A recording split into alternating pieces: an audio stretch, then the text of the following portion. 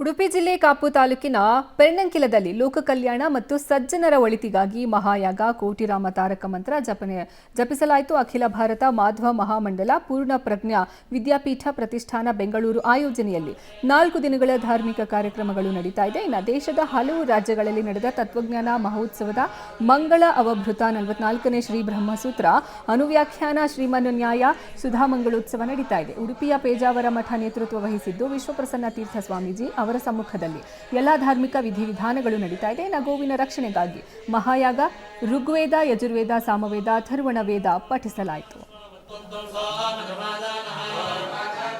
ಭಗವಂತ ಯುಗ ಯುಗಗಳಲ್ಲೂ ಕೂಡ ಸಜ್ಜನರ ರಕ್ಷಣೆಗೋಸ್ಕರ ಅವತರಿಸಿ ಬರ್ತಾನೆ. ಅಂತಹ ಭಗವಂತನಿಗೂ ಕೂಡ ಕಲಿಯುಗದಲ್ಲಿ ಅವತಾರ ಇಲ್ಲ ಅಂತೆ.